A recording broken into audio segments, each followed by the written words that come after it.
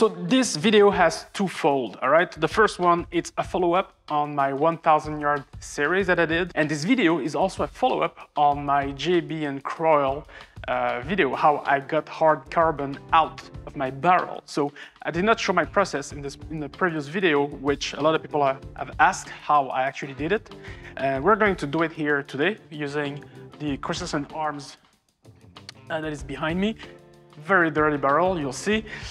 Hi everyone, Adrian here. Welcome to Bush and Grit, and welcome to my new studio. Yeah, I'd like to thank X-Load for allowing me to shoot here in their facility. X-Load has been a sponsor to this channel for a couple of months already, and we've been talking and we want to collaborating more. And this is it. This is our very first video in collaboration. So, technically that's not true. That's our second video. So if you're not interested in the 1,000-yard series follow-up, you can skip right next to the next chapter. So here, I want to talk about the platform that I used. That barrel has been scrubbed with a bronze brush with JB and some kroil oil to remove the hard carbon. And a lot of people were skeptical about the accuracy. You know, everyone thought that I just ruined that barrel. I have stuff here that will say otherwise. What I have in front of me here are load development that I did for my 1,000-yard shots. Okay, I already detailed how I do my load dev in that series. If you're interested in how I got there, you can watch the previous video. Here, I'm just gonna talk about accuracy, how I shot my 1,000-yard groups. Actually, fun fact is my first shot to 1,000-yard ever was during an F-class match, okay? I looked everywhere in Quebec where I could shoot to 1,000 yards. I couldn't find a place. The closest place that I could was in Ontario, 7-hour drive at the Borden military base. And on that Saturday when I arrived, well, it was a match and I had to join the match to be able to shoot. So I was like, all right, let's do that. It wasn't the circumstances that I wanted to expose myself to, but guess what? That little rifle actually preserved my ego that day, and people were actually impressed. I'm not saying that, you know, to throw flour at myself, but people were genuinely impressed with my setup, a thin pencil barrel, and having never shot at 1,000 yards before. It took me, I think, 5 rounds during the match. You know, the match has started, and I had usually you have two-sider to see where you're at on target, do adjustment. It took me 5 rounds to actually get on target. And of course, I lost a little bit of points there. I didn't win, if that was your question. Definitely not. But we have very tough conditions. The wind was up and down, very gusty wind, like, you know, in the 15, 20 miles per hour gust wind. And it was horrible. And I could see how the wind was affecting the other shooter as well. And to me, you know, when I started sighting, honing on the X, on the center, it's quickly became, as a first time in shooting 1,000 yards, I quickly became aware of how much the wind actually plays when you're doing long range shooting, you know. So back on this rifle, how good does it shoot? So I'm gonna show you a couple of groups. Here I have 2 groups, 3 shots groups. Let me give you a close up. All right, here, this is, when I came back from the base, my rifle was set at 1,000 yards, so I wanted to bring down the 0 to 100. So my point of aim was here, right here, okay? And I shot 1 inch high, 0.5 inch to the left. This is to the left? Yes, it's to the left. And I dialed my scope back, and then this is a second shot group, and I have a little flyer here, okay, technically. Still, even if you consider the flyer, this is a half-inch group, even probably less than half MOE group, and you can see the accuracy of that rifle still on point. All right, I can show you some more groups while I was doing my sitting depth test. So I have, those are, you know, 2 shots, 2 shots, 2 shots, 2 shots, 3 shots, and 3 shots.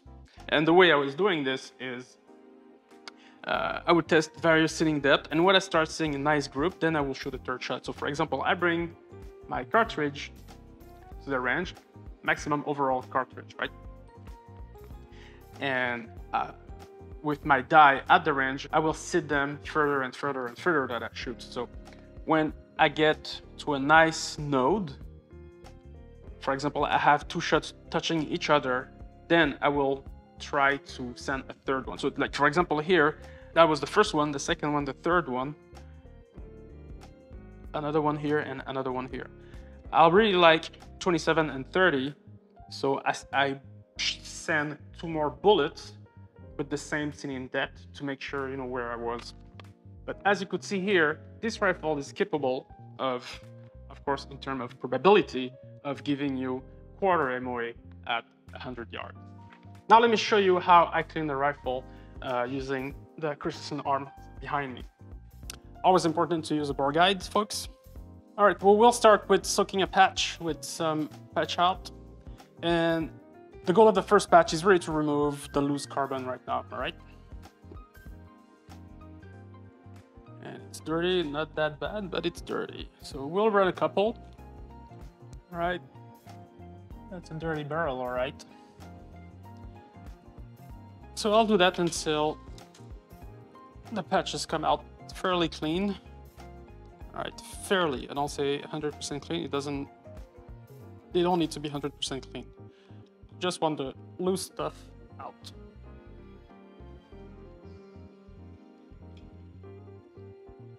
Okay, here you can see the difference between the first batch and the last one, all right?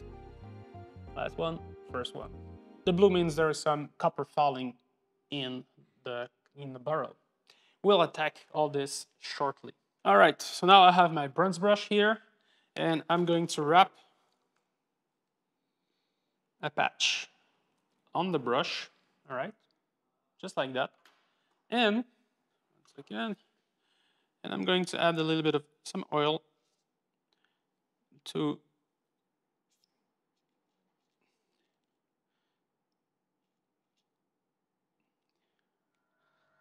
soak the patch, just like that. I love the smell. And now I'm gonna use the JB, right? And I'm going to just pick a little, just like this. That's not much. And I'm just going to coat the patch.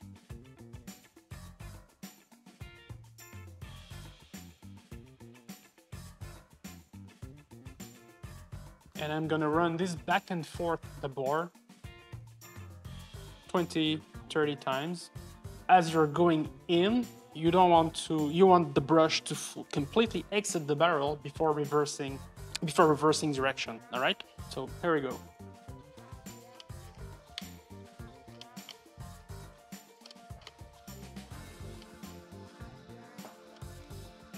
Once we're done with the 20 pass, now we're gonna run a dry clean patch through the bore and see how much carbon we have left. I want you to also see that I am not using a bore scope right now to do this, because I want to show you how you could do it without using a bore scope, all right?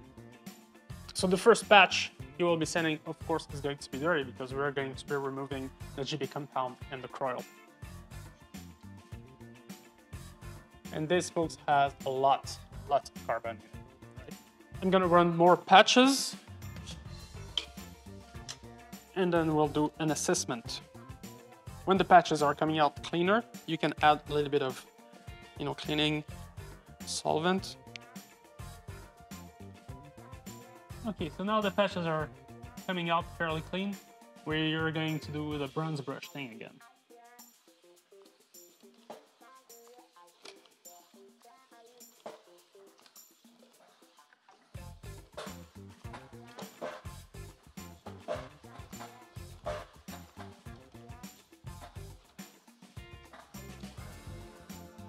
And that colors tells me that there's still a lot of carbon in that barrel. So we're not done yet, folks. We're not done.